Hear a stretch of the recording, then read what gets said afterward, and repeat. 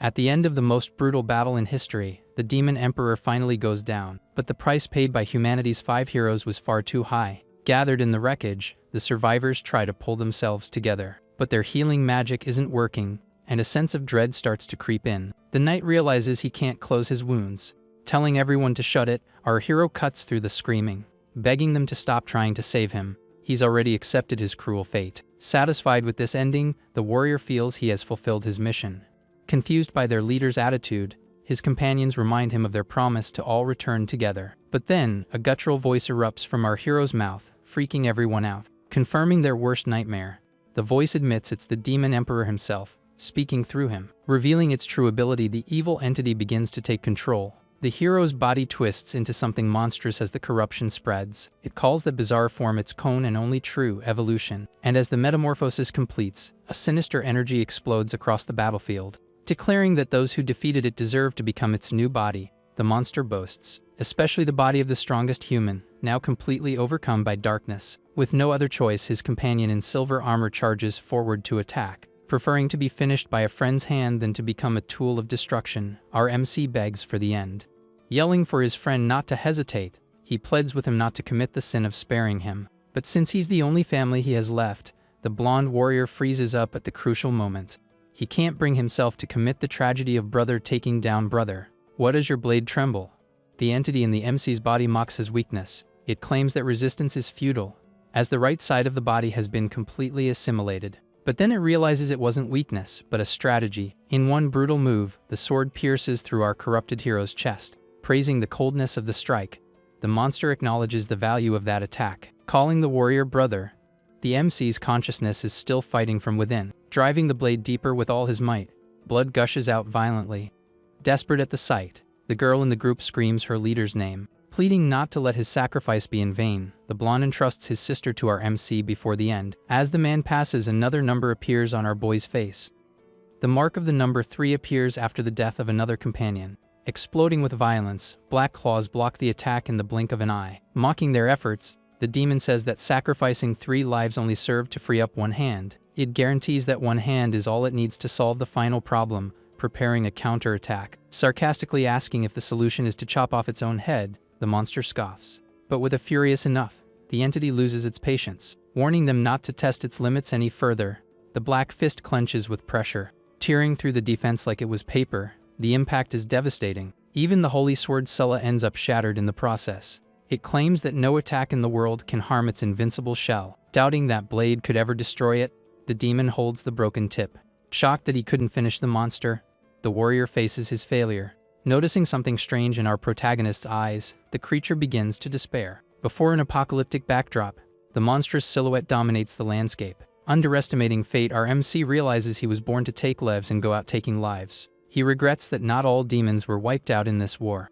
But, comforted by the fact that he saved who was meant to save, he closes his eyes, thinking it's a shame it had to end this way. The hero's consciousness fades into the vast red emptiness. 5 years have passed since that fateful day. In a dark forest, voices are discussing the events of that night. Demanding silence, the insect monster orders them to bring him the 4 human women and 1 half-demon. Crying out for their creator, the Demon Emperor, they prepare a memorial. To begin the macabre ritual, the order is to slaughter the prisoners first, tossing the victims into the pit as pure offerings for the beasts. While down below, starving creatures tear apart anything that falls. They demand demon blood to honor the fallen emperor. Trapped in thorny vines, our MC is hanging like a piece of meat. Waking up confused in that bizarre place, he tries to figure out where he ended up. Wondering if he wasn't supposed to be gone for good, the hero looks down at his own transformed body. Telling the trash not to move, the insect guard realizes the offering is still alive. Calling him the weakest demon, unworthy of even a name, the contempt is absolute. Surprised to be called a demon, our MC stares at his reflection or the situation. Saying that being hung there is the greatest honor he'll ever have, the insect prepares its strike. Slicing the bindings with its arm blade, its intention is to finish him. It complains that the victim is squirming and ruining everything. With absurd agility, the MC frees himself and lands on the ground unscathed. Did you miss on purpose? He taunts the guard. Outraged that a half-breed doesn't recognize him, the insect becomes furious. But as he stammers in fear looking into the prisoner's eyes, the reality of the situation hits him. Emanating a terrifying dark aura, the figure of the former hero is imposing. Looking back with disdain, he asks what the rookie is staring at. Warning that the 4 lords are watching, the pressure in the area intensifies. Meanwhile, in a flashback or distant vision, naval fleets attack using the power of the sea god. In the midst of a chaotic storm, entire fleets are swallowed by the raging ocean, leaving only wooden debris floating in the dark expanse. Remembering with bitterness, our MC names the companions he lost.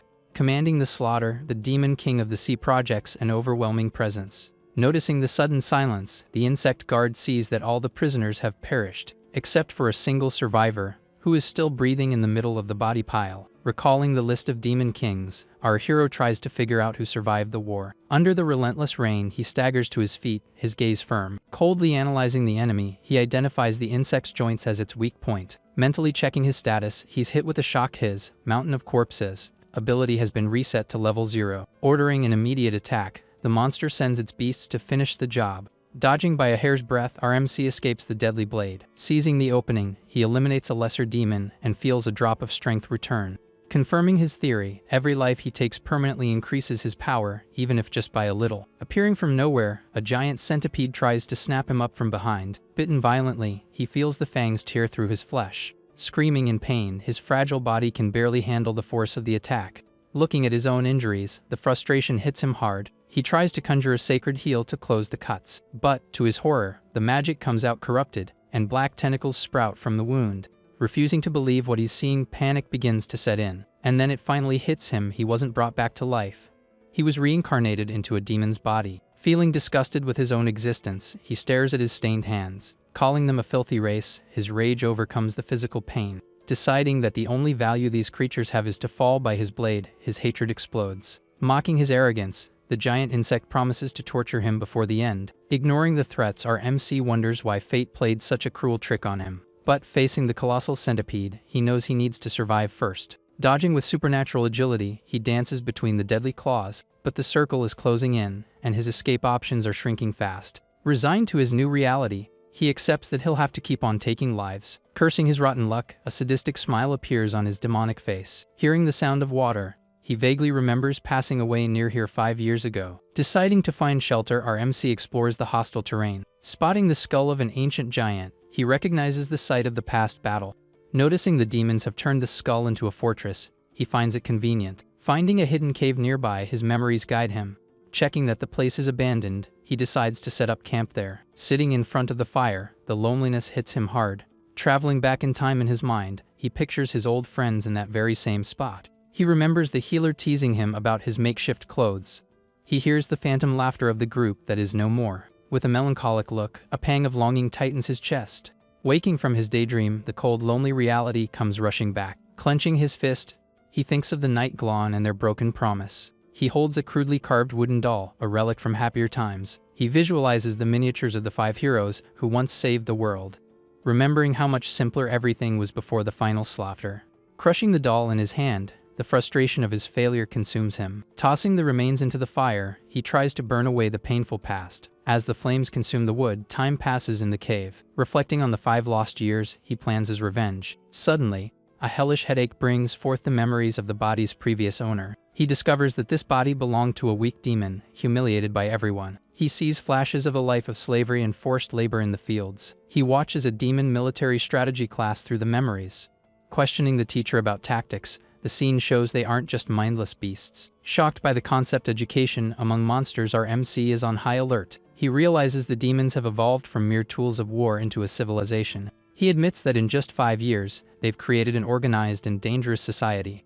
Concluding that everything fell apart because he was too weak in the past, he vows to get stronger, no matter the cost, to annihilate every last one of them. Analyzing a map he found, he locates the current training grounds. Watching from a distance, the place is huge and filled with recruits. He hears the instructor shouting, not wanting to waste time repeating orders.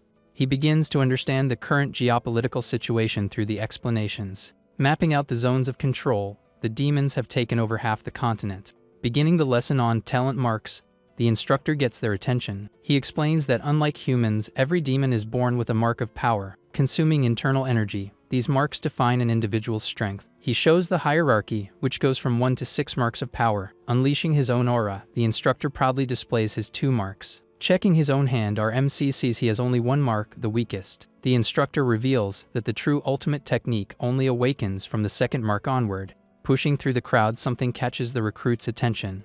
and the tension rises. Shoving our MC with his shoulder, an arrogant demon forces his way through. Arriving like he owns the place, the so-called genius of the class shows off for the crowd like he's king of the hill, humiliating the boy in front of everyone. The blonde says a servant's place is in the fields, not here. Breaking up the argument with a yell, the instructor orders them to kick the trash to the back and focus on the training. Retorting arrogantly, the newbie says theory is useless when push comes to shove. Ignoring the student's attitude, the teacher insists that tactical information is vital for survival. Finally finding something fun, the blonde gets ready for the slaughter. Showing off the chained creature, the master introduces a monster created by the former emperor. He presents the howling demon, a mindless beast that tears apart anything in its path. Finding this all deadly boring, our MC just wants to get out of there. Realizing he won't learn anything useful, he turns his back to leave. Blocking his exit, the bully asks where the weakling thinks he's going. At that exact moment, the chain snaps and the monster breaks free in a rage. Yelling for the beast to stay put, the instructor tries to contain the situation. Taking advantage of the chaos, the blonde grabs our boy by the neck, planning to use him as a shield. Speaking with a sinister voice, the beast reveals it's not dumb and was just playing along. Admitting it played the fool for weeks, the monster plans to wipe out the sadistic recruits once and for all. In the blink of an eye, giant claws shred the demons standing nearby. With pieces flying everywhere, the massacre at the training grounds truly begins. Panicking completely, the genius realizes his 3-mark strength is no match for this thing. Without a second thought, he throws our MC toward the monster to buy himself some time. Cursing the coward in his mind, the boy is used as live bait. Leaping with bloodlust, the beast charges forward to devour the easy snack. With no choice but to react, our hero decides to use his secret weapon. Unleashing an overwhelming dark aura, the presence of the former emperor floods the area. Its eyes widening in terror, the monster feels a deep, instinctual fear. Freezing mid-air, the creature can't understand why it's afraid of this weak little demon. Remembering the massacre of its own kind, it recognizes the energy of the one who extinguished its race. It immediately backs off, abandoning the attack on the spot. In disbelief at the scene, the blonde thinks it has to be an impossible bluff. Staring down the beast with glowing eyes, our MC warns that one more step means its end. Challenging his authority, the monster hesitates but senses the real danger. Invoking the power Celestial Demon's Descent, a gigantic illusion appears behind the boy. Fleeing in desperation to avoid being turned into mincemeat, the howling demon runs for the mountains. It leaves everyone at the training grounds in absolute silence, completely baffled. Grabbing the hero by the collar, the bully tries to regain his superior posture. Doubting the boy did that on his own, he looks for the trick. Tearing our MC's clothes in anger, he checks for any hidden magic items. Wiping his hand in disgust, the blonde acts as if he just touched garbage. Calling him a filthy farmer, envy and confusion mix on his face. Wondering how a servant scared off the monster, his goons start whispering. Lying through his teeth, our MC says he read in a manual that these monsters have poor eyesight. He makes up a story that standing still makes you invisible to them, convincing the idiots. Smirking internally, he knows these beasts actually have excellent vision. Annoyed by the simple explanation, the group's leader decides to hunt the monster to prove he's better. "You okay, boss?" the goons ask, noticing the blonde's irritation. Ordering an ambush, he decides to take out our MC in the most humiliating way possible. Convinced that the servant's demise will relieve his stress, they go on the attack. Arriving at the boy's cabin, they find the place empty. Suddenly, a dense fog rolls in, hiding everything around them. Yelling not to get separated, the group tries to stick together in the white smoke. Mocking the hide-and-seek attempt, the leader thinks the MC's snake power is useless. Deciding to split up to surround their target, they make a fatal mistake. Groaning in pain moments later, one of the demons feels his stomach burn. Exploding from the inside out, the goon's body becomes a bomb of green blood. Screaming that their eyes are burning, the poison in the fog starts to take effect. Blind and desperate, they become easy prey in the middle of the chaos. Activating his thermal vision, our MC sees everything perfectly in the dark. Thanks to his ancient serpent lineage, the heat from the enemy's bodies glows like neon. Now this is a useful new tactical skill, he comments, preparing for the slaughter. Emerging from the fog, the last goon attempts a desperate surprise attack. No, the snake is cornered.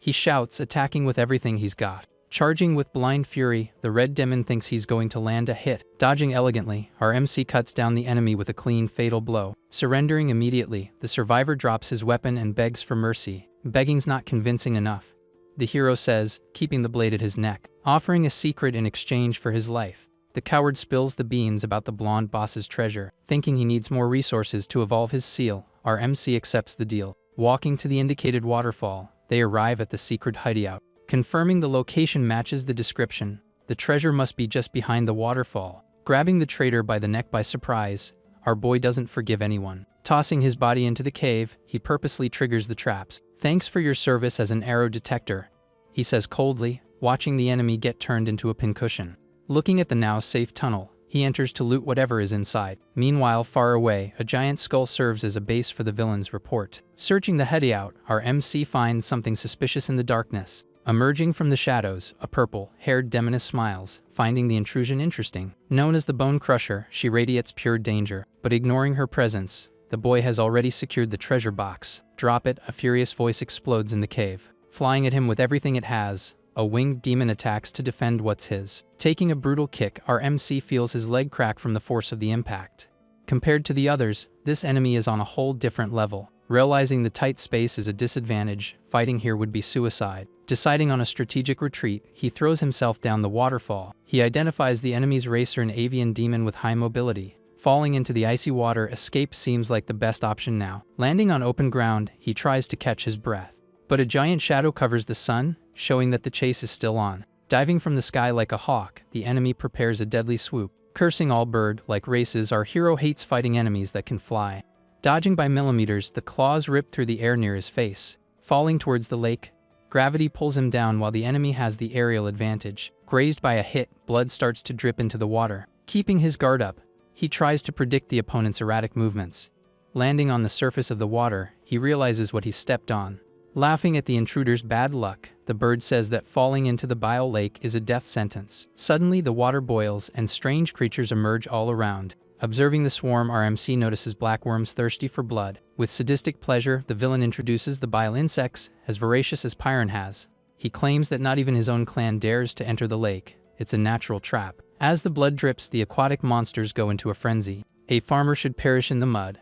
The bird's arrogance is infinite. Surrounded by tentacles and claws, the scene turns into a chaotic hell. Taunting that he can't even haul manure at that speed, the enemy is having fun. Attacking at sonic speed, the winged demon thinks victory is guaranteed. But waiting for the perfect moment, our boy prepares to strike, his eyes glinting with malice. The serpent's aura awakens. Counter-attacking in a blur, he tears through the enemy's defense. Startled by the change of pace, the bird can't understand how his target got so fast. Having taken out hundreds of insects in the lake, the MC has accumulated enough power to level up his seal. He threatens to slice off his opponent's head in the next blink, overflowing with confidence. Outraged by the audacity, the villain asks if the boy has lost his mind. Clashing in midair, sparks fly from the insane exchange of blows. Pulling out an ace, the winged demon fires a thunder-charged arrow. Recognizing the artifact, our MC realizes it's the magic arrow of an ancient lord. Catching the projectile mid-air or getting hit, the energy explodes. What's happening? He wonders as the arrow begins to react with his body. Engulfed by a massive dark energy, tentacles begin to sprout. Submerged in power, his form begins to change drastically. Staring at the still water, the demon wonders if the lightning bolt vaporized his enemy. Arriving worried, his purple-haired sister checks if her brother is okay. Assuring her it was just some petty thief, he tries to calm her down, showing her the medicine he protected with his life. He says it's to heal her eyes. Meanwhile, at the bottom of the lake, the arrow didn't finish him off, but instead fused with our MC. Feeling his body burn, he doesn't understand the sudden mutation. Visualizing the infinity symbol, the ancient serpent lineage resonates. Finally understanding the process, he realizes the artifact acted as a catalyst. Laughing at his own lineage's greed, his body absorbed the rare item as a sacrifice to evolve. Activating his full killing power, the energy concentrates. Initiating the first shedding, he is reborn stronger inside the cocoon of darkness. Believing the problem is over, the siblings watch the silent lake. Sighing in relief, they let their guard down, thinking they've won. But breaking the silence, a thunderous crash rips through the heavens. It starts to rain, and the atmosphere around the lake becomes heavy. Noticing the static electricity in the air, the demon feels a chill. Bubbling with purple energy, the water's surface glows intensely. Exploding in a column of light, something erupts violently from the depths. Shielding his sister, the warrior tries to locate the threat in the middle of the flash. Pointing with a trembling hand, the girl indicates the figure that appeared in the mist. Standing on a rock, an imposing silhouette defies the storm. In disbelief that anyone could survive that, she can barely speak. Crackling with black lightning, our MC's new body exudes power. Introducing his fierce thunder form, he announces that the wait for their end is over. Refusing to accept reality, the bird curses and launches a blind attack. Colliding mid-air, the impact generates devastating shockwaves. Thrown far away, the villain realizes he's been outmatched. Disappointed by the enemy's fragility, Our hero thinks this isn't even good practice. Finishing it with an overwhelming blow, the battle is decided in an instant. Cursing his own weakness, the bird demon laments in the water, fearing for his sister's fate. He knows the enemy will show no mercy. Exploding in a fury, a golden aura takes over the area. Activating his divine feather's authority, he changes form to protect the girl. Mocking the situation, our MC congratulates the kid for finally becoming a man. With a blood oath, the brother vows to fight by her side until the end. Summoning beasts with her Dominator Eye, the sister provides immediate support. Firing the Skyfall arrow, their combined attack tears through the storm. Seeing an opening in the chaos, the bird charges with everything he's got. Using insect corpses as a shield, their strategy is surprising. Dodging the debris, our boy moves like a black lightning bolt. Reinforcing her brother with the spiral gaze, the girl buffs his stats. Creating a storm of clouds, the battlefield turns into a blender. Losing his hearing from overexertion, the winged demon ignores the pain and attacks. I'll admit that combo was impressive. Our MC acknowledges his opponent's worth. But by conjuring the Abyss Storm, he instantly strips away all of his enemy's senses. Yelling for his sister to run, the winged warrior realizes it's over. Holding her brother's injured body, the girl goes into a full-blown panic. Begging for her eyes back, she tries to scoop up the eyeballs floating in the water. Observing the pathetic scene, our MC asks how many humans suffered the same fate, offering everything in exchange for her life. The demoness swears she doesn't want anyone's eyes anymore. He coldly asks if her victims also had a chance to beg.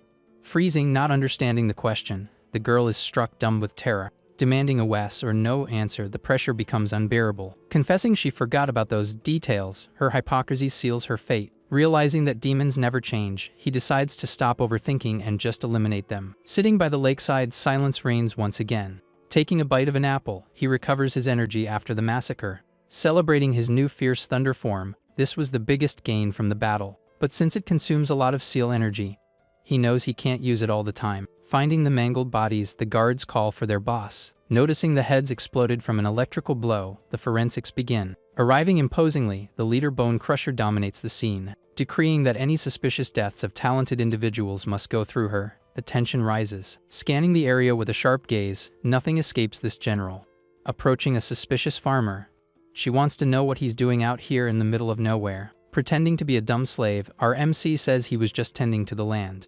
Knocking the boy to the ground, the woman doesn't buy his story so easily. Stepping on his chest, she says she's craving a fruit pie. Threatening to turn him into dinner if he lies, the danger is real. Assessing her level, the MC realizes she's a 4-mark defender. Knowing that speed loses to raw defense, he calculates his chances of victory. The temptation to take out this woman to level up his seal is immense. But he concludes that without knowing her weakness, the fight would be suicide. Suppressing his killing intent, he decides to play the long game. The real hunt begins now. The objective is to get strong enough. Reading books on talents, the general tries to figure out who took out her subordinates. Ruling out electrical organs, she searches for the source of the mysterious power. Finding the record on Sea of Corpses and Blood, the pieces start to fit together. Reading the description of the forbidden ability, she furrows her brow in concern.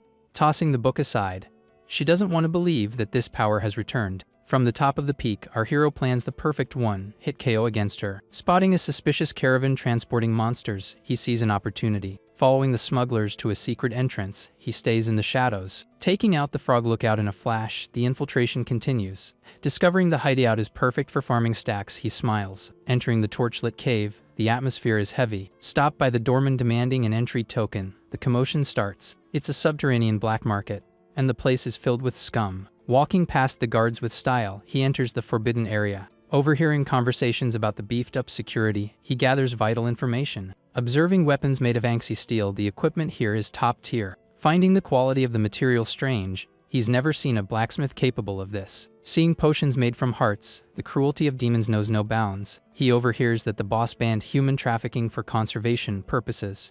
The hypocrisy is thick. Suspicious of the general's sudden kindness, he knows there's a conspiracy afoot. Announcing a special lot, the seller shows blindfolded humans in a cage. Calling the victims damaged goods, the price is low. Promising a sweet discount, the crowd gets excited to buy. Raising his hand, our MC says he'll take all of them, right now. Making fun of his poor clothes, the seller wants to see the money first. Tossing the thunder arrow on the table, he proposes a direct trade. Accepting the valuable artifact, the merchant closes the deal on the spot. Freeing the tied-up children, he tells everyone to get out of there. Hurrying the hostages, he needs to get them out of the market before all heck breaks loose. Dragging his injured body on the ground, the little boy tries to get up. Darn, missed my chance to have fun with the fresh meat. A demon guard grumbles. Making up a quick excuse, our MC says he's in a hurry to sell the goods. Closing the heavy hideout door, the villain's fate is sealed. Unleashing chaos inside, he activates a storm of purple lightning and massacres everyone. As the screams of "Nu" echo, the carnage is complete. Muffling the sounds of their demise, the stone door seals their tongue. Walking calmly out, he leaves the hell behind him. Leaving only pieces of flesh and blood, the black market is turned into a butcher shop. Following a forest trail, he leads the children far away from that horror. I'll rip out the tongue of anyone who talks too much. The lizard guard tries to intimidate, decapitating the enemy in a flash. The head flies off before he can finish his sentence. Feeling the power flow through him, he realizes he finally has his own strength to fight. The irony of fate is strong as he becomes a true demon among demons. Trying to activate a special ability, the system notifies him that it failed. Looking at the still tied hostages, he decides to deal with it quickly. Pulling the rope firmly, he begins to free the group. Thanking him with a shy smile, the boy feels the relief of freedom. Ordering everyone to follow him, he takes the lead. Cutting the rope in disgust, he says he hates seeing people on a leash. Miraculously regaining their sight, the prisoners thank their benefactor through tears. Everyone shut up, he snaps, annoyed by the noise. I only did it because I felt like it. He responds coldly, shutting down any hero talk. Staring at her savior with curiosity, the little blonde girl doesn't look away. Scolding the child, he asks if she can't see he's busy. An awkward silence falls, no one knows how to say goodbye. Sensing the heavy mood, the girl tries to think of something. Getting a brilliant idea, she raises her finger. Asking to tell a joke, she decides to break the ice. She starts telling a joke about a guy walking into a tavern, trying to lighten the mood. She delivers the punchline with a huge smile, waiting for the laughs. But all she gets is dead silence and blank stares from the adults. Flashing a peace sign, she tries to stay positive. Watching the pathetic scene, the group doesn't get it at all. Finding the bad joke hilarious, only our MC laughs out loud, startling everyone. Suddenly, black shadows sprout from the ground, surrounding the group. Screaming in terror, the girl is grabbed out of nowhere by dark tentacles. As they're suffocated by the dark magic, panic takes over, crying out for their benefactor. They can't believe they're being attacked by him. That was too easy, he scoffs at their naivety. Speaking with contempt, he repeats the old prejudice. Demons have poisonous hearts. Teaching them a brutal lesson, our MC shows them what happens when you trust monsters. Falling unconscious one by one, the poison works fast. You don't want to perish, do you? He asks, looking at the fallen bodies. Realizing she's still alive, the girl notices it was just an induced faint. Who would tell the story if everyone was gone? He asks, justifying his actions. Stating that he only wanted to teach them not to let their guard down, she understands his plan. Hugging his leg, the girl insists he's a good demon deep down. What do you want now? He asks, trying to get rid of the little pest. Asking to follow him, the girl refuses to be left behind. I'm a blacksmith? The girl shouts, introducing herself as Sola to prove her worth. Recognizing the name immediately, he asks if she's Alexis's granddaughter. Confirming with enthusiasm, she asks if he knew her grandpa. Remembering with nostalgia, he tells her he once held her in his arms when she was a baby. Going back in time, his memory takes him to the old forge. Refusing the job, the old blacksmith said he didn't make weapons for those who harm their own kind. Staring at the young hero with suspicion, the atmosphere was tense. Smelling the blood of innocence on the MC's hands, the old man kicks him out. Go back to the hole you crawled out of. The reception was hostile. Insisting he needed the best Anxi steel sword, our hero doesn't give up. Do you travel with Sister Dia? He asks, and the old man's posture changes. Accepting the request only because of a debt he owed her, the blacksmith reluctantly agrees. Handing him a statue of the goddess of mercy, he tells him to use it as the sword's guard. Warning him to be patient, the weapon would take a few days to be ready. Mentioning the birth of his granddaughter, the blacksmith was happy and needed a scribe. Returning to the village days later, he finds it destroyed and covered in snow. Finding the old man passed away, hugging the baby, the scene is devastating. Pointing to the door with his last breath, the sword was there waiting. Naming the blade Sulla. After the granddaughter, the legacy was forged. Asking about the child's parents, the answer is tragic. It's revealed that demonic beasts mercilessly slaughtered the entire village. He explains that they wiped out everything in sight, and the hatred spreads. Realizing Sister Dia also perished in that attack, the truth sinks in. Confirming everyone was gone because of the demons, vengeance becomes personal. Looking at the child in his arms, he connects the past to the present with little Sulla. Looking back with regret, he remembers the child never even had a chance to be happy. Recalling her grandfather's blessing, the wish was for a life free of suffering, but stomping through the snow, the giant demons brought only pain. Slashing the holy statue, our MC rejects any divine pity now. Doubting the word mercy, The idol's head rolls on the ground. Stating that healing wounds is useless, he decides prevention is the best attack. Wielding the cold blade, he charges forward without hesitation. Vowing to protect the innocent, he stands before the enemy army. Massacring entire hordes, the battlefield becomes a sea of blood. Piling up corpses until they form mountains, his vengeance is brutal. Fighting relentlessly until his eyes lose their human spark, he transforms. Believing that the total annihilation of monsters is true mercy. Back in the present in the cave, the girl mentions the name, Uncle Jelong. What do you look like, a demon now? Her curiosity is innocent. Quickly changing the subject, he says it's a long story and focuses on the now. Asking how she was captured, he shifts the focus of the conversation, explaining that she was going back to her grandpa's forge to create the ultimate blade. She gets excited. Praising her passion, our MC feels a pang of jealousy. Leaving a mysterious note, he signs it as Vampire Knight to guide them. Waking up in the middle of the forest, the hostages find the message. Recognizing the handwriting and style, they realize who their savior was. Thrilled with joy, the little boy can't believe he met the legendary hero. Setting up a makeshift workshop, the anvil is already ready for work. Bringing stolen tools, he asks if they'll do. Building a forge is a piece of cake, Scylla says, full of confidence. Her only regret is the lack of Anxie's steel, saying it's impossible to find these days. Pulling the golden artifact from his pocket, he surprises the girl. Her jaw drops as she praises her uncle's thieving skills. Do you know anything about forging? The girl asks, a little doubtful. Citing the only 3 blacksmiths capable of using that metal, he commands respect. Explaining that the legendary Demon King only ever forged 2 swords, its rarity is absurd. Reflecting that he needs to get stronger faster, the threat of the demons grows. Rushing out of the cave, he announces he's going to continue the hunt. Cutting to the enemy HQ, the report of the market massacre arrives. Bathing in the hot springs, the purple-haired leader listens without a care. Telling her subordinates to handle the problem, she just wants to relax. Complaining that the farm food is horrible, she demands something better. Craving high-quality sugar, the villainess sinks into the water. Gossiping about a mysterious intruder, the soldiers suspect a strong demon. Blended in among them, our MC overhears the conversation and smiles to himself. Mocking their theory of a hidden 4th seal. He knows no one suspects him. Planning to pick off isolated targets, the disguise strategy is perfect. Finding the body of a dead elite demon, the situation changes. Realizing he wasn't the one who took that one out, the alarm bells go off. Concluding there's another predator in the area, the tension rises. Walking through an empty alley, he feels like he's being followed. Noticing the hostile presence behind him, he doesn't waste time. Spinning with a devastating punch, he attacks the shadow. Blocking the impact with a bare arm, the mysterious figure holds their ground. Impressive defense, our MC thinks, seeing this is going to be a good fight.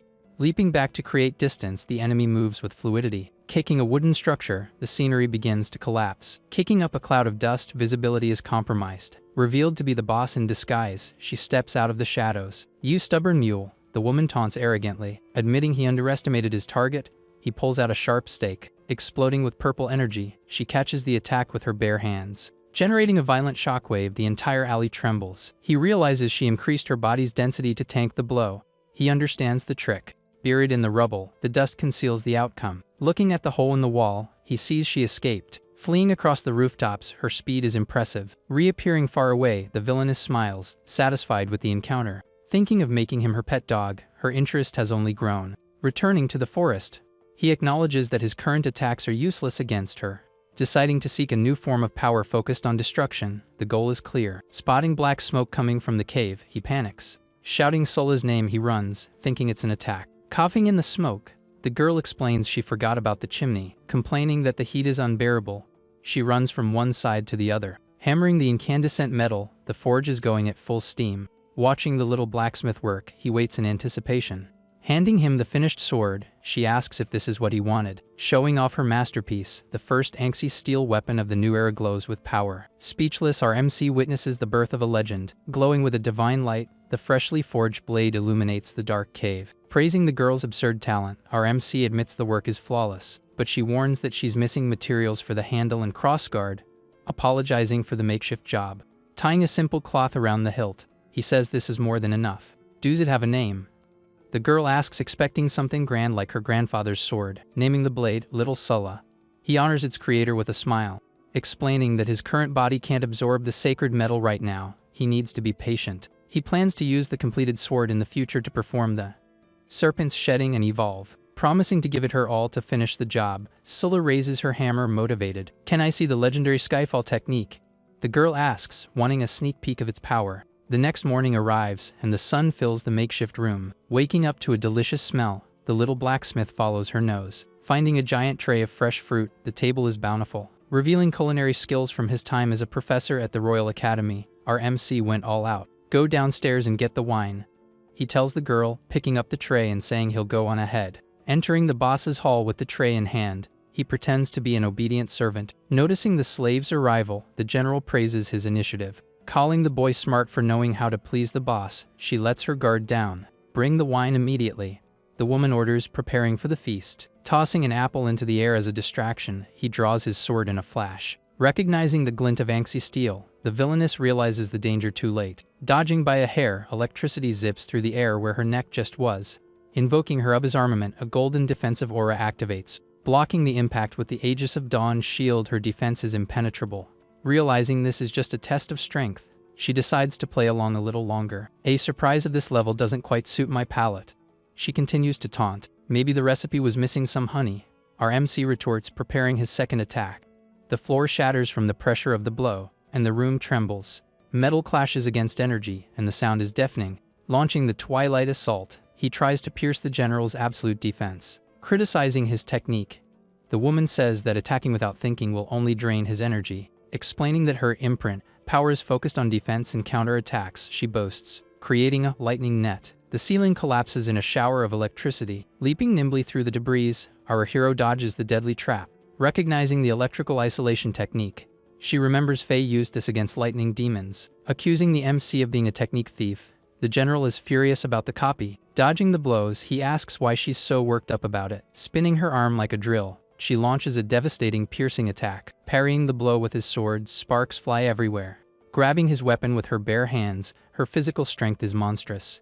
Laughing at the assassination attempt, she thinks she's caught the little mouse in her trap. Invoking the ancient serpent lineage, green tentacles sprout from the MC's body. Surprised by the dirty trick, she didn't expect a point-blank attack. Using the seal's resonance with the angsty steel, the blade vibrates with killing power. Praising the boy's audacity, the general smiles at the unexpected challenge. Declaring the warm-up is over, the MC's dark aura intensifies. Recounting the ancient legend of the great hero Ives against the lava serpent, history repeats itself. Remembering the hero sacrificed himself, burning to suffocate the beast, the battle gains historical weight. Spotting an opening as she changes her stance, the MC seizes golden opportunity. Switching from shield to spear, the general goes into full-on offensive mode. Grabbing the hero's arm before he can escape, her speed increases. Activating the hand of final will, her fist glows like the sun. Punching with all her accumulated force, the impact is a direct hit to the chest. Flying through several walls from the energy blast, our MC needs time to heal. Feeling his ribs crack and organs rupture, he knows he needs a moment to recover. Trying to immobilize the villainess with jiu-jitsu, the fight becomes a ground grapple. Claiming to be an expert in hand-to-hand combat, he doesn't let go. Dragging the fight through the dust, the two exchange brutal blows on the ground.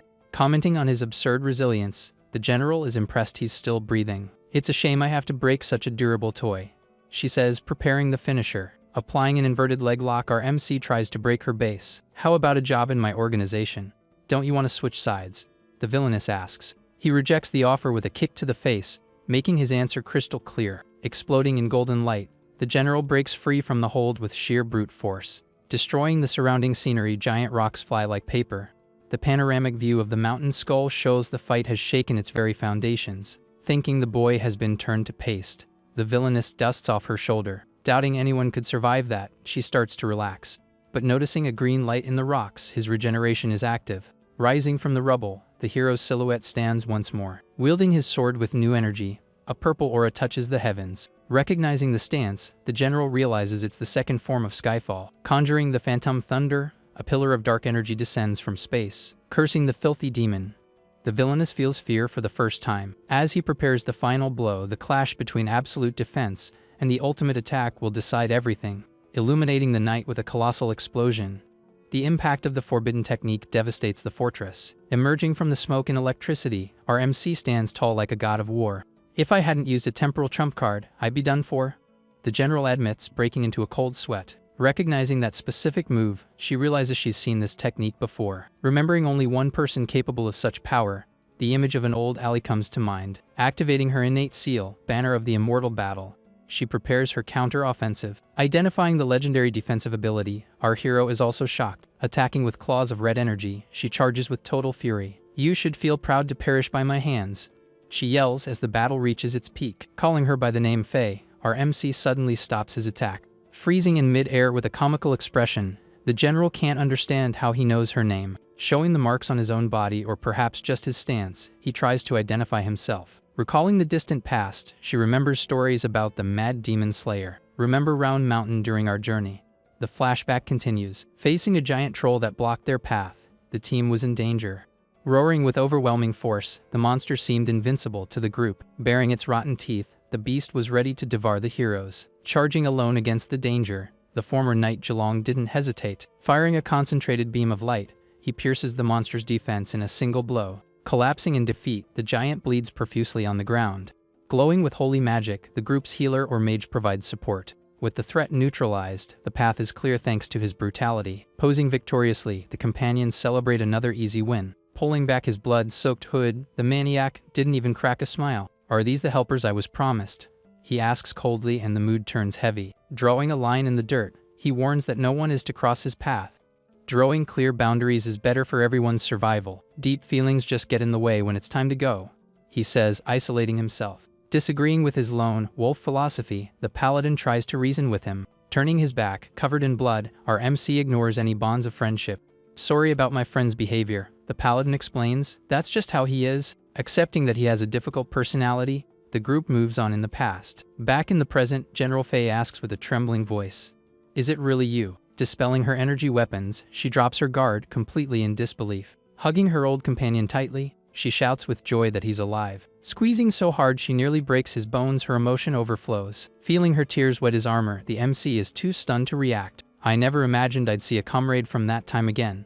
Her crying is genuine. "I'm sorry," he whispers. "If I had been better, none of this would have happened." Watching without a clue, the goons are confused by the romantic scene. "Everyone get out of here now," she yells, kicking the soldiers out. Groaning in pain right after, she remembers her ribs were broken in the fight. Using healing magic on her, our MC treats the wounds he himself caused. "Have you been carrying this guilt all these years?" she asks, touching on the emotional wound. Trying to be serious and dramatic, he starts a speech but is cut off. "Ouch, that really hurts," she complains, admitting she wears thick armor because she's terrified of pain. Confirming that only the two of them were reincarnated as demons, the conversation gets serious. But asking the million-dollar question, he wonders if she changed genders. "What do you mean, became a woman?" she asks, calmly eating a piece of cake. An awkward silence hangs in the air as the two stare at each other. She reveals she was always a woman in her past life, shocking our hero. "Huh," he blurts out in total disbelief, his brain short-circuiting. She explains they were together for years, and he thought she was a man the whole time. She shows him memories where she clearly had feminine features, and even sat on the paladin's lap. "Everyone knew but you," she states, exposing the MC's cluelessness. When he asks why she never corrected him, the answer is obvious: he never asked. "I thought Gigi was some kind of northern military rank." He tries to defend himself. Changing the subject, she points to the sleeping child and asks who she is. Counting the wooden dolls on the table, she notices one member of the original group is missing. Stepping on the doll representing the MC himself, she questions this self-loathing. "It's a reminder to do better in the future," he says, justifying its absence. "I'll eradicate evil and protect everyone this time." His determination has returned. Laughing in his face, she finds his lone hero pose amusing. "You can't do anything by yourself," she teases, offering her help. Officially joining the team, the dynamic duo from the past is reunited. Sealing the partnership with a manly handshake, the plan for domination begins. Focusing on the strategy table, the goal is to take down the current leaders. Looking at the position dolls, the internal war among the demons is about to explode. "I've been secretly taking out promising geniuses to stunt the demons' growth." She explains her tactic. She mentions that the current second-generation Demon King is a cruel and untouchable mystery. "There is one small problem," she says.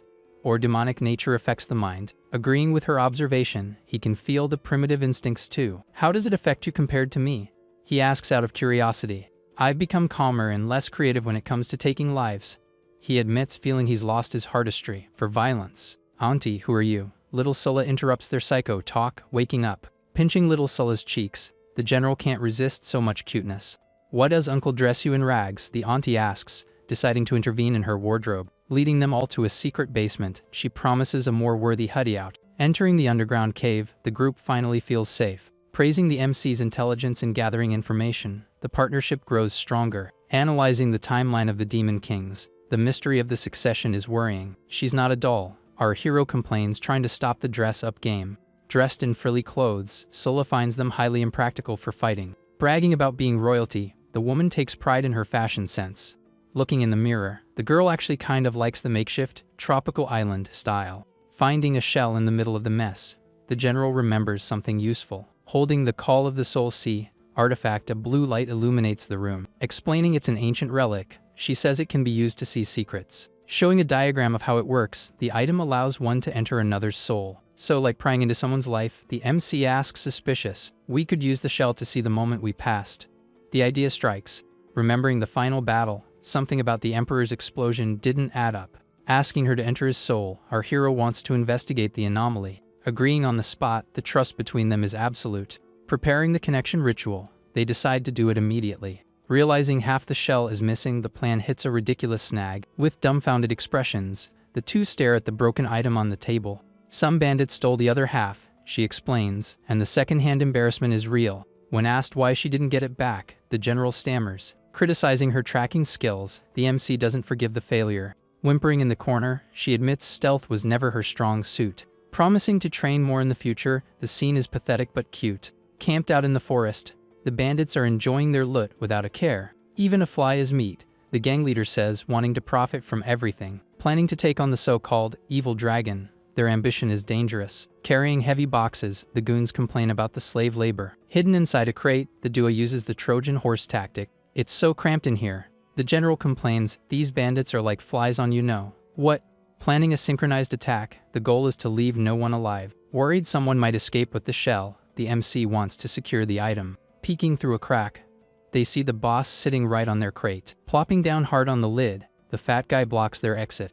Waiting for the right moment, their patience is tested in the dark. Feeling something strange underneath him, the bandit gets suspicious of the box. Kicking the lid with violence, the MC sends the fat guy flying. Looking at the empty crate, the boss can't figure out how they vanished. Transformed into a snake, the general was already in position in the shadows.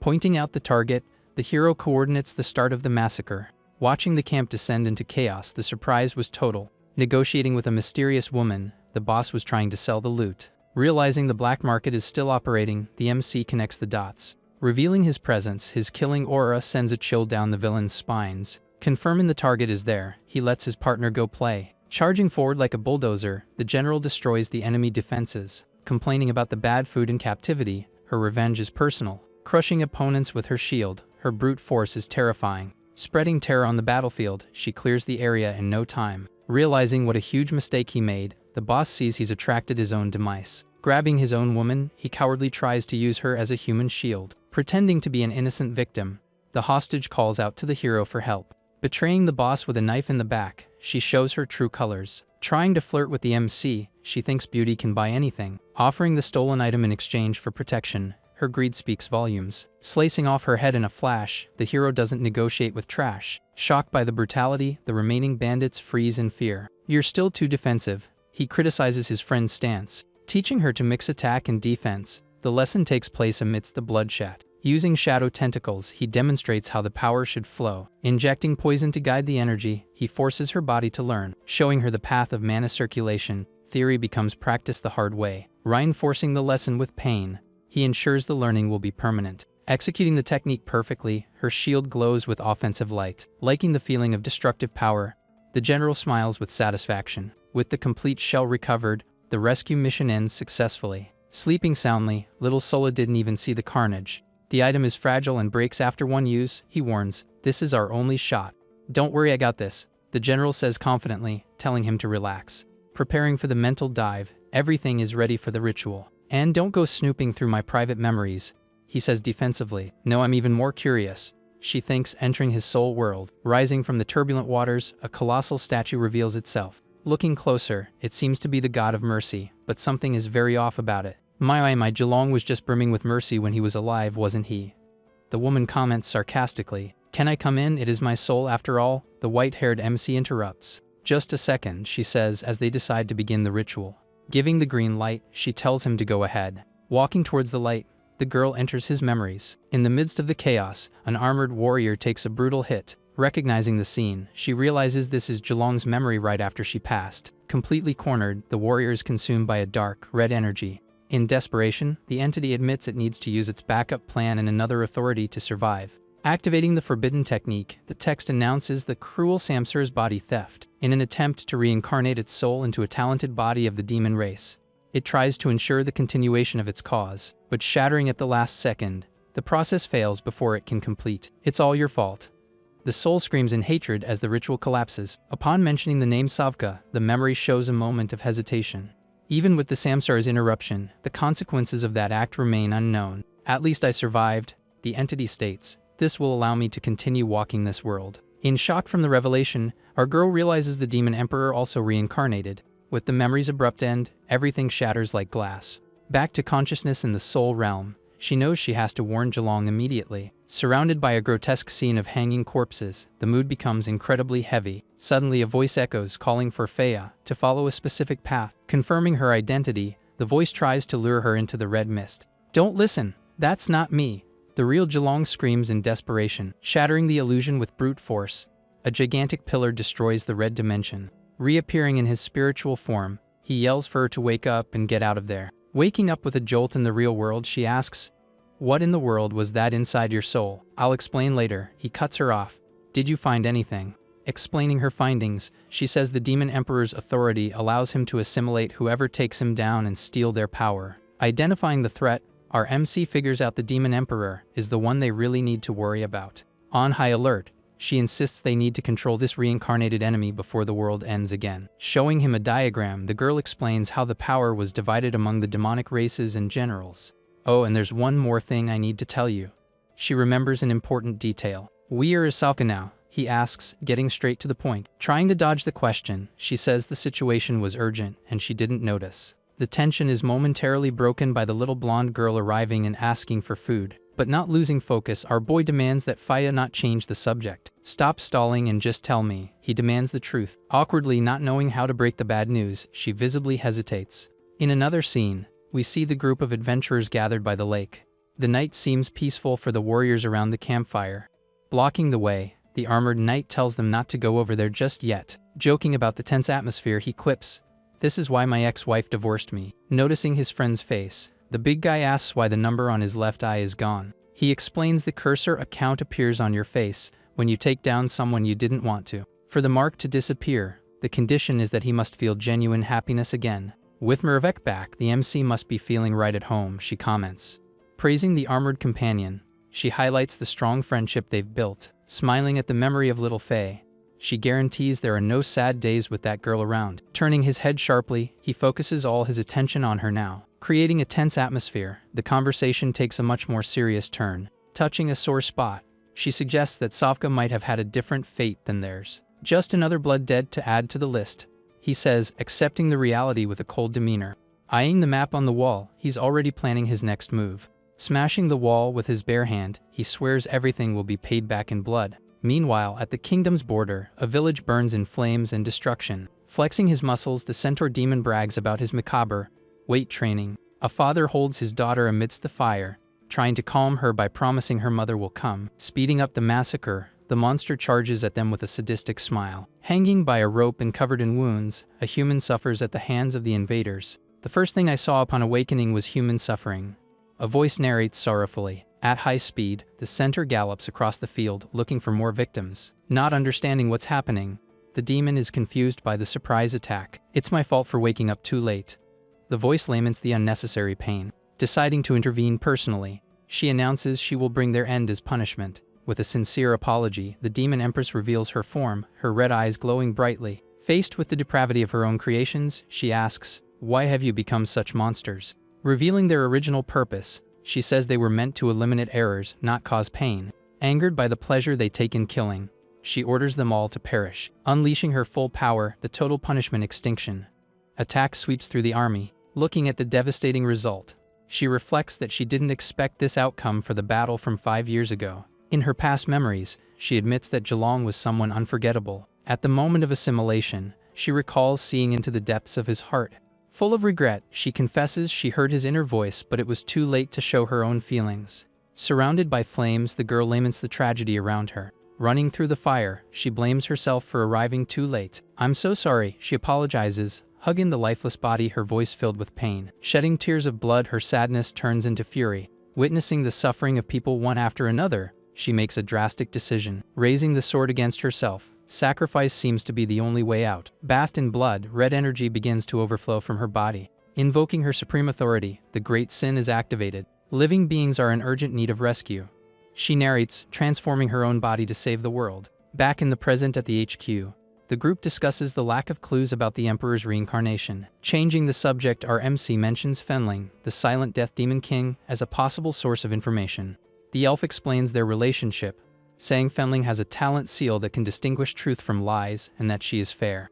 Doubting the alliance, our boy questions if they're really going to trust the demon race again. Staring into the darkness within himself, he remembers the ultimate goal is to exterminate evil, no matter the cost. "Why are you spacing out?" his companion asks, noticing his distant look. "It's nothing," he says, brushing off his distraction. Analyzing the flat terrain at night, the group prepares for some preventive work. Cutting his own hand, our MC lets the blood drip onto the ground to start the ritual. "Do vampires really exist?" the little girl asks curiously, and the elf confirms he's a terrible monster. Drawing a magic circle with his blood, the invocation begins to glow intensely. After 2 hours of waiting, nothing happens and boredom starts to set in. Falling asleep, the little one decides to take a nap while they wait for their guest. "Do vampires have bat wings?" she asks innocently, shivering at the thought. Suddenly, the sky darkens as a cloud of bats covers the moon. Appearing out of nowhere, a gigantic, bloody blade rips through the air. "Help!" the girl screams, cowering in terror at the apparition.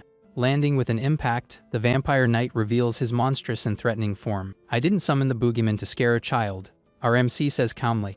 Standing up and emanating power, he demands the monster take the situation seriously. "The creator of this circle passed away a long time ago."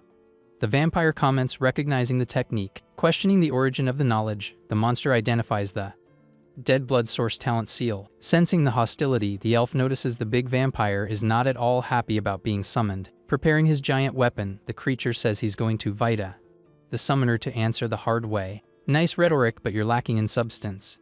Our boy mocks the threat, staring at him with contempt. He says he's very disappointed in his student's attitude. Stunned by the audacity, the vampire reacts with surprise. Unleashing his killing aura, the MC declares that in his class, Velen would still be failing. Recognizing the familiar energy, the monster stammers as he realizes it's Professor Jelong. In a sudden flashback, we see a bully burning a student's hand with a hot iron. Wuff, the aggressor asks cynically, enjoying the torture. "My mom's gonna see the mark," the boy cries in pain. Mocking the boy's family, the noble says that normal mothers care, but his doesn't.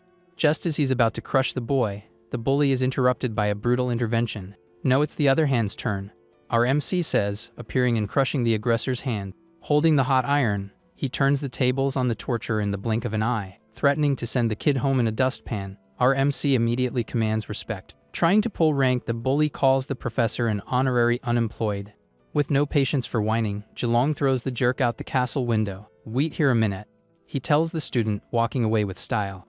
Walking down the hall full of students, he ignores everyone's stares. "I'm short on time," he says, leaving the saved boy behind. "Thank you," the boy shouts, moved by the help. Gossiping in the hallways, students comment that his class is packed with 1,000 people. Everyone wants to see the maniac demon slayer hero in action. With the auditorium overflowing, the class begins with high expectations.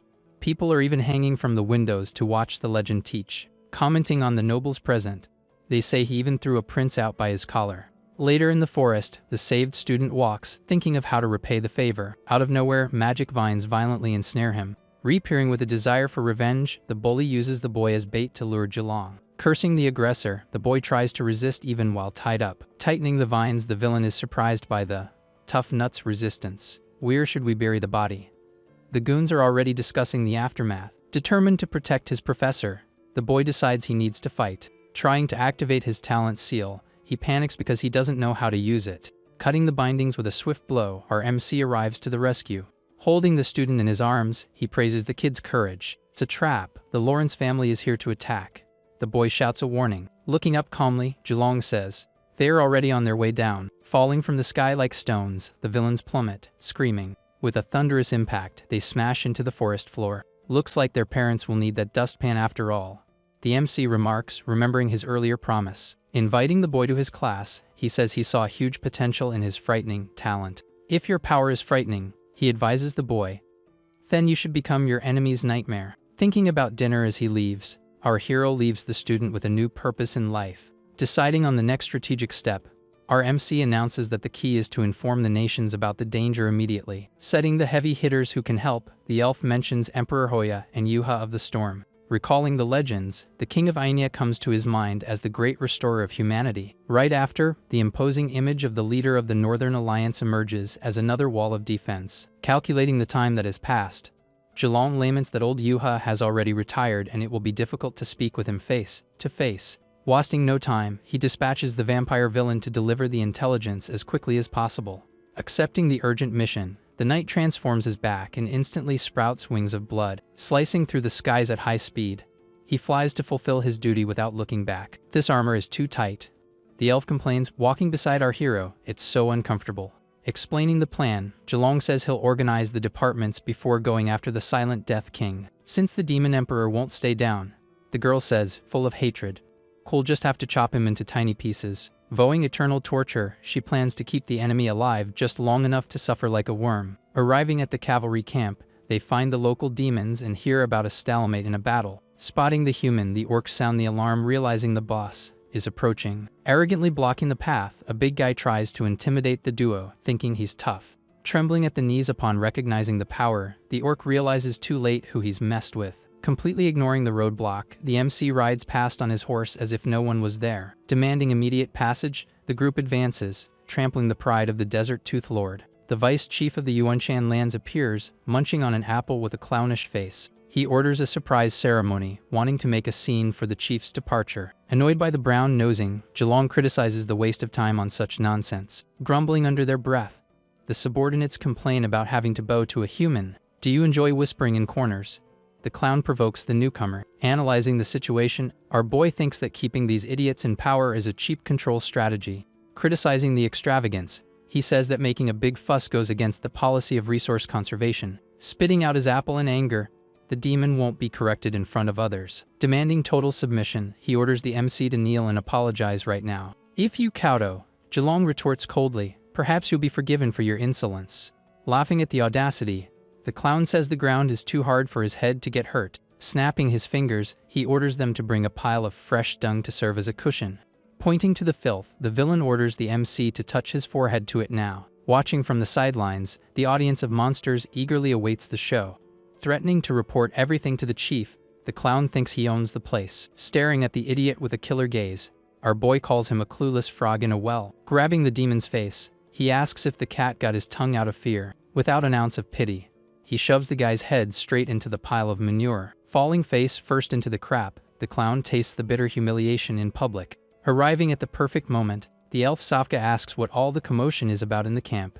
Pretending to be furious, she says her subordinate disobeyed orders and deserves punishment. The poor guy barely gets a word out to explain himself before being cut off. Taking a kick to the face, he's mercilessly knocked down again by his own chief. On his knees and confused, he asks why he's being treated so violently. Emanating a deadly aura, the elf warns that one more word from him and he can prepare his coffin. Decreeing a new law, she orders everyone to kneel whenever they see Zilong from now on. Watching from afar, the orcs realize the human is a big shot sent by the cruel Demon King. Reflecting on his fatal mistake, the clown understands he kicked a steel plate and messed up big time. Continuing their journey, the caravan leaves the idiots behind to eat their dust. Talking on the road, the elf explains she hates the Emperor, and they're going to seek help from Fenling. Under the light of the setting sun, the journey continues tirelessly through beautiful landscapes. Arriving at the capital of the Eternal Royal Court, the architecture made of dragon bones is impressively grand. Gathered in the throne room, the Demon Kings discuss the future of their race under new leadership. Preaching about emotions, the Eternal Leader Shu says that even demons need to evolve and have feelings. Proposing a new faith, he wants the civilization to advance to the next level by worshipping the Emperor as a god. Supporting the idea, the campaign Demon King agrees that the dead are more useful than the living. With no objections, the cruel King Udrad also raises his hand in favor of the proposal. The wine in his hand turning to dust, the desolate King Manitan also gives his unconditional support. Getting up to leave, Queen Fenling says this isn't her problem and turns her back. I won't force you to cut ties with the old heir immediately. the leader says, respecting her decision. Before leaving, she makes it clear that exterminating humanity is not her goal. Smiling enigmatically, Shu states that the process of reforming the world will continue regardless. Coldly excusing herself, the Queen of Silent Death leaves the tense meeting. Now, let's continue with those who remain. The leader resumes the agenda. Meanwhile, in no man's land, our MC gallops through dangerous canyons. Picking up the pace, the group kicks up dust on the road, flying low. Streaking across the sky like a red comet, the vampire villain has been flying for days without rest to deliver the message. Spotting his destination, he arrives at the restoration capital of the Ainea kingdom. Greeted by the chancellor, he's told that formal etiquette isn't needed here, and he can make himself at home. Entering the main hall, he finally sees Emperor Hoya for the first time. "Are you the vampire knight?" The king asks, eating beans and bread simply. Wiping his mouth with a napkin, the monarch comments that his 8th son spoke very highly of him. "Sit down and have something to eat," he says, inviting the messenger to the table. Reading criticisms aloud, the chancellor points out the king's lack of dignity for eating like this. He explains the white and black books, one recording deeds and the other the incompetence of kings. The emperor laughs at the situation, saying it's rare for something pleasant to happen, while the vampire finds it all very strange. "Tell me about the heroes while we eat," Hoya says, personally serving the guest's plate. "I need to stop taking lives for a while," the king comments, looking at his own dirty plate. As his servant cleans his hands, he asks about the whereabouts of Yuha of the Storm. The old warrior retired to an island to farm, the chancellor explains. Deciding to act, the emperor announces he'll send a secret agent to deliver the intelligence. Speaking of which, the king interrupts. That agent just returned and wants an audience. Dismissing the vampire for now, he tells his guest to rest in the guest quarters. Crossing paths on the way out, Villain notices a monstrous figure entering the hall. Kneeling and enormous, the spy reports his success in gathering data on the royal armies. Panicking at the sight of the vampire, the monster questions what an enemy is doing there. "Calm down," the emperor says, deciding to formally introduce the two. On one side, Villain, the lord of Lawrence Valley, and on the other, Limmersdorf, the royal spy. Justifying the alliance, the king explains that against the royal campaign court, even demons are useful. Ordering him to withdraw, Hoya tells the spy to accompany the vampire to his quarters. "Can we really trust a demon?" the big guy asks, still suspicious. Seeking strong allies is what the weak do in chaos. He philosophizes about war. Holding 2 gold bars, the monster asks if he can tell which is human and which is demon. "I just want to make some money and get out of this awful place," Villain replies with total disinterest. "Then go enjoy life on the Lunaya continent," the spy says, putting the money away. "The evolution of civilization is expensive." The vampire remarks on the irony. Spitting on the ground, Limmersdorf says this dirty business makes him want to vomit. Professor Geelong was an example of selflessness, he says, mentioning the hero. Questioning his noble nature, the monster wonders if it was kindness or a lack of selfish desire. "Perhaps that heart held dark secrets," he says suspiciously. Suggesting it was self-delusion, he provokes the memory of the legendary professor. "You'd better think before you speak." Villain cuts him off. "It's just a hypothesis," the spy clarifies. "I respect the one who saved me from bullies in the past." If Geelong were alive, he wonders, what choice would the master make today? Showing the vastness of no man's land, the sun sets on the desert horizon. Drinking water at the oasis, the horses rest from the long journey. Calculating the route, the MC estimates another half a month to cross the territory without seeing a living soul. "Don't let your guard down just because it's quiet," the elf warns of the danger. Asking about her talent seal, the girl reveals she feels a secret help when she forges. Untapped talent is a waste, our MC says, deciding to train the girl now. Explaining the theory, he says the seal's power comes from the heart and flows invisibly. Detailing the 4 principles, he lists mobilization, amplification, release, and shaping. Using his eyes as an example, he shows how to focus energy for thermal vision. Remembering the previous fight, he cites the elf's stone skin as an example of amplification. Regarding shaping, he describes how to mold the power into specific forms. Combining the techniques, he creates a blood snake to demonstrate release. "No, concentrate everything in your hand." He begins the practice.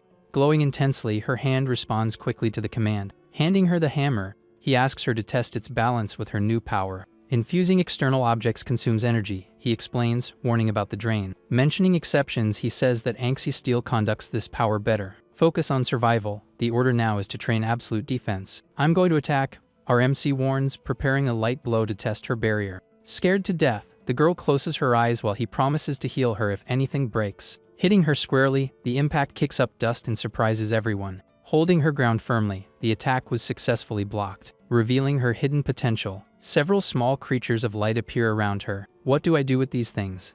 She asks the master for instructions. Forbidding amplification due to cardiac risk, he suggests trying to release and shape them. Concentrating the aura in her palm, the light figures become clearer. Watching curiously, the elf analyzes the rare phenomenon. Materialize whatever you want. Sulla encourages her imagination. Trying to give an order, the girl tells them to take action. Forming a military line, the spirits salute and stand guard. Class dismissed for today, train on your own from now on. The professor says, can those without a gift awaken one? She asks about acquired seals. Hard work beats talent, he confirms, but the conversation is cut short by startled birds taking flight. Noticing the extinguished fire and the birds, our MC senses something is wrong. Carrying a stretcher, a group of knights thinks they are safe here. Transporting the unconscious princess, they seem exhausted and out of magic. Rich folks invading the danger zone. The elf criticizes their audacity. Recognizing the girl, the MC identifies the ambitious nymph princess Yvette. When asked how he knows, he credits Miravek's political gossip. Let's rest here, go get some water. The leader orders the group.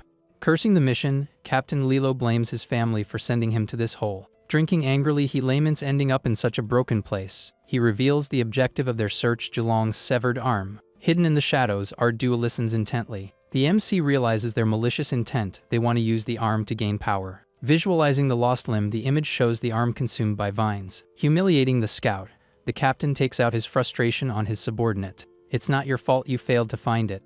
The soldier tries to console his boss. The knight admits he bought a tip from an intermediary to find the spy, exposing his source. Grabbing his subordinate by the collar, he demands they bring him the data right now. Captain, do you even know where you're going? The soldier asks, walking through the desert. A knight of Ainea never gives up halfway. The leader states without looking back. The group is shocked to find water in the middle of nowhere.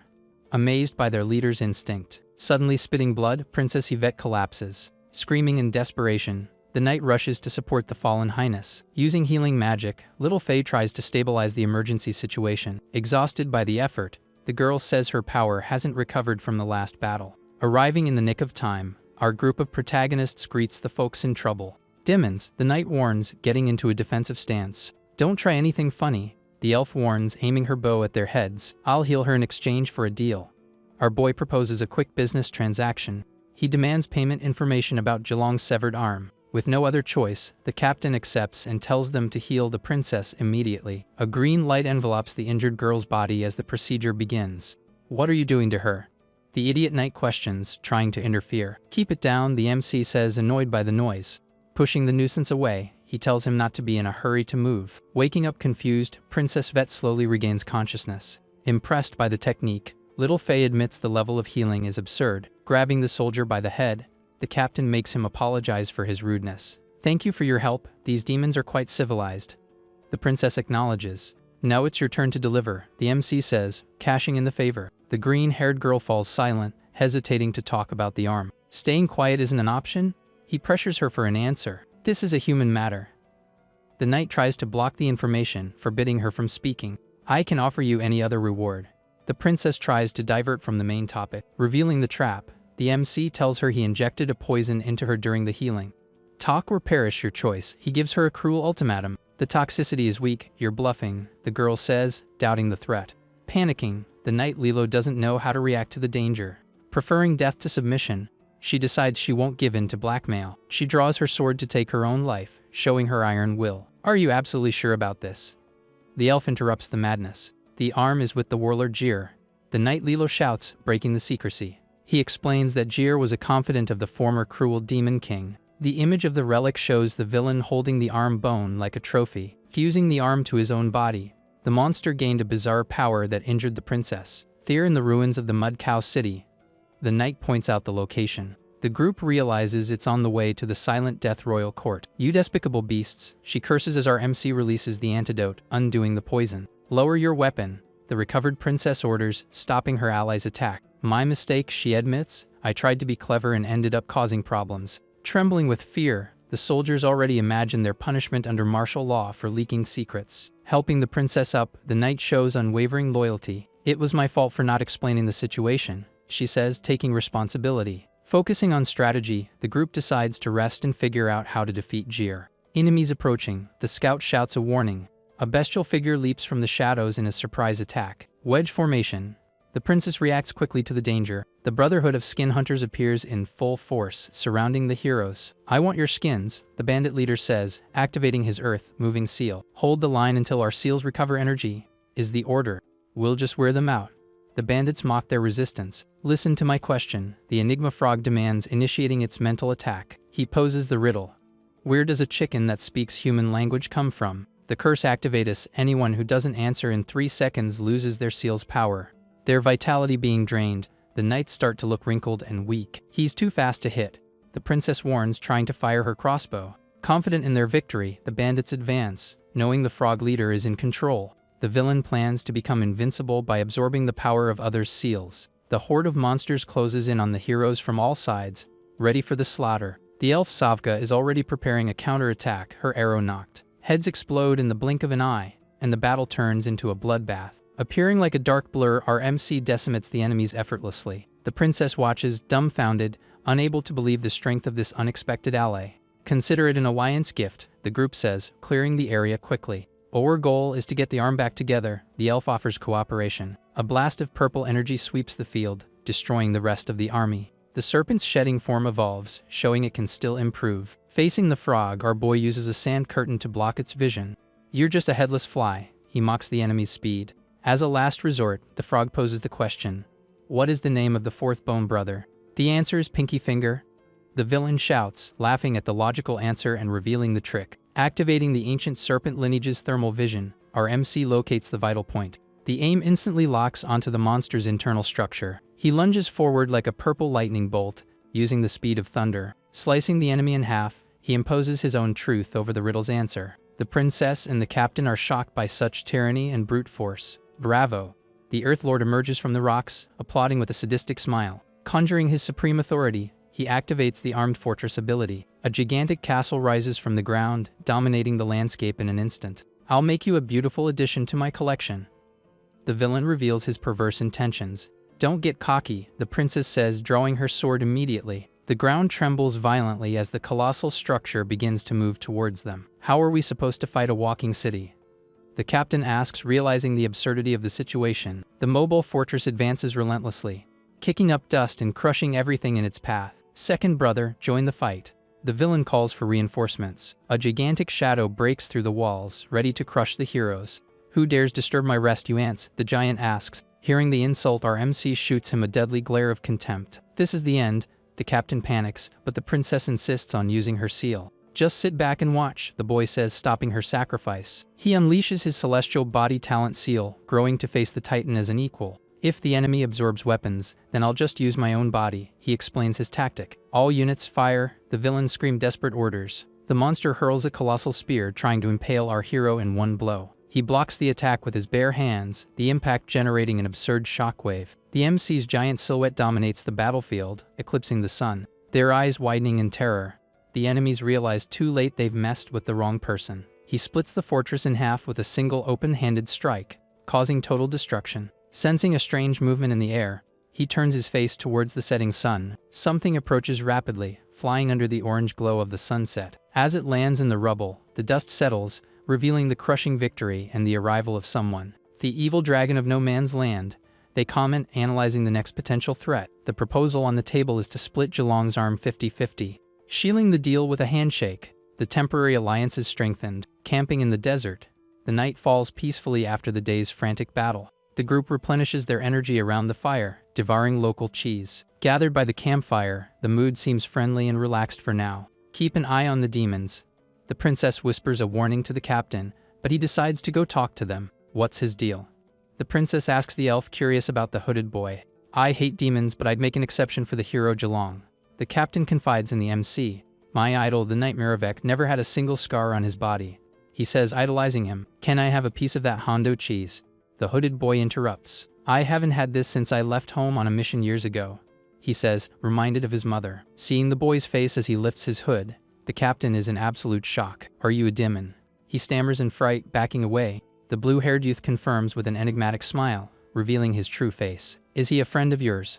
the captain asks, still trying to understand the situation. Without a word, the boy draws his sword in a fluid, lethal motion. The blow from his flowing water sword technique is so fast it's barely visible. The captain screams in horror as both his hands are instantly severed, blood spurting everywhere. Leaping back on alert, our MC instantly recognizes the fighting style. Merovech's identity is finally revealed to everyone as he emerges from the shadows. Paralyzed with fear, the princess can't believe she's in the presence of a living legend. "I'm here to capture Her Highness on my master's orders," he announces coldly. Recognizing the legendary technique, she realizes the enemy's strength is comparable to Jir's. "Let's talk this out before we fight," our boy suggests, trying to buy time. "I felt your familiar killing aura from a mile away." The villain laughs at the attempt. Gilongfaya, he greets his old friends with irony and contempt. "I hate brother's betrayal hurts more than a knife." The elf comments on their relationship. "He's coming in hot," she screams in urgent warning. He charges with absurd speed, trying to catch the group off guard in a flash. A dark aura covers the battlefield as he invokes the soul of the eternal night dragon. "Stay out of my way," he aggressively warns, advancing on the MC. "Do you see this?" he screams, showing his scars. "Look at my face." Remembering his title of the Immaculate Knight, he snaps at the irony of fate and his own ugliness. "I look like this because I trusted you," he yells, blaming his former allies. "Calm down," the elf pleads desperately, trying to defend against the attack. "Calm down," he scoffs, increasing the pressure of his furious blows. He unleashes successive water slashes, leaving no room for talk or feelings. Remembering their oath to the flag, the elf realizes words won't work now. "Looks like I'll have to knock some sense into you," she decides, ready to fight. "I'm perfectly lucid," he claims, activating the white mist mirage to confuse their vision.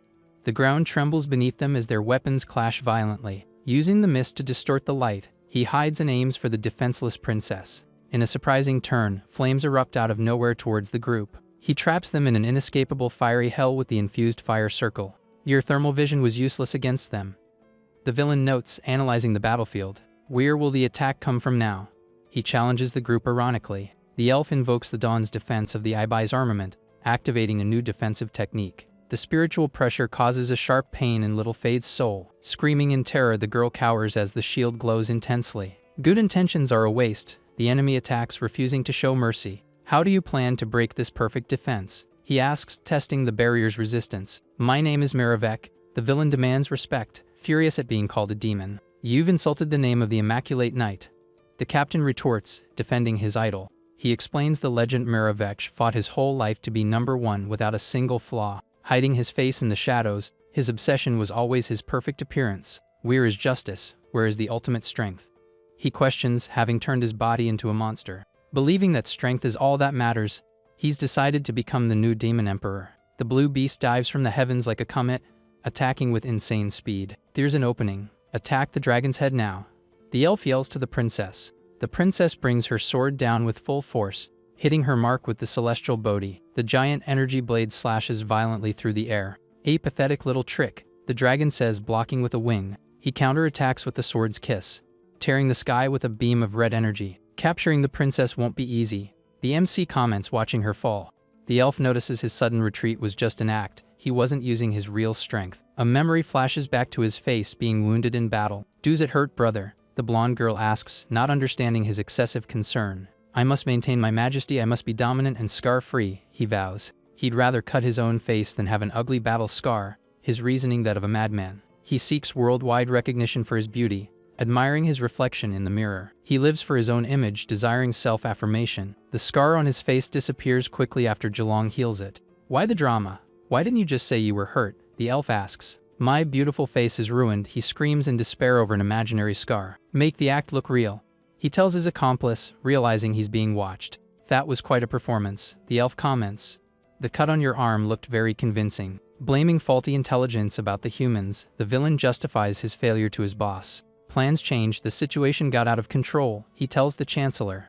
He demands financial aid from his master behind the scenes to capture the princess. "I need 10 bottles of power elixirs to break the 6th seal, he demands. The little girl holds the precious vial, a product refined by King Hoya himself. 10 bottles is a dangerous exaggeration, the old man warns, criticizing his greed. "The boss will get suspicious if you hoard that much power," he says, denying the absurd request. Haggling like they're at a market, they settle on a tense deal of 2 bottles. Accepting the reduced payment, he promises to keep an eye on the 9th princess. Following their own plan, the group decides to rest in the city ruins before moving on. "Phila," the princess cautiously calls their names, trying to break the ice. "What is it?" The elf waits patiently for her to speak. "We were very offensive before, and for that we sincerely apologize," The royals admit, "We're so grateful for your repeated help." The princess says, ashamed she can't repay the debt. "There's no need for such formalities," the elf says, bowing formally. "I'm under your command. I'll cooperate fully to get the arm back." She promises. "Everyone, get some rest. We have a battle early tomorrow," the MC announces. "My hands are freezing," Little Faye complains, lighting the campfire. She uses a common camper spell to warm up, invoking the deity of fire.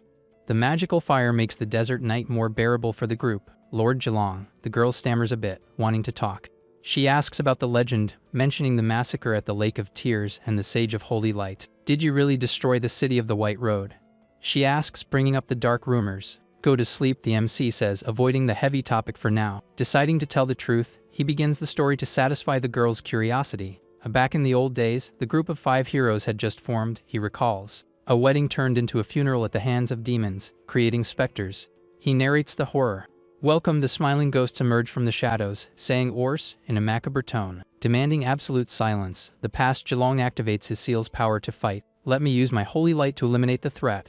The Saintess Savka intervenes. "I want to let their souls depart peacefully, without violence," she prefers. Agreeing to the plan, she activates the warm embrace of holy light. Purified by the light, the ghosts find eternal rest and smile. The girl gently takes his hand, trying to comfort the warrior after the tension. He reacts on a brutal, killer instinct, drawing his sword against his own ally. The blade stops millimeters from her neck, and the atmosphere instantly freezes. "Was I too presumptuous?" he asks coldly, sheathing his weapon. "Apologize right now," he demands immediate reparation. Not understanding at all, Savka is perplexed by his hostile attitude. "I hate sudden, unannounced physical contact," he explains his coldness. "It was a subconscious counterattack," he admits, continuing his narration in the present. "What, we became enemies after that?" That aggressive reaction sounds just like him. The elf comments on the story. After the bizarre bedtime story, the group sleeps peacefully through the night. Spotting the ruins of Mud Cow City, the group prepares for the worst-case scenario. "I'll infiltrate and attack from the inside. You guys wait for my signal." Our MC decides on a silent infiltration. At the city entrance, candidates for Jir's army gather for the evaluation test. "He looks strong for a slave from the north," a demon comments mockingly. "Luck decides who lives in Jir's hands."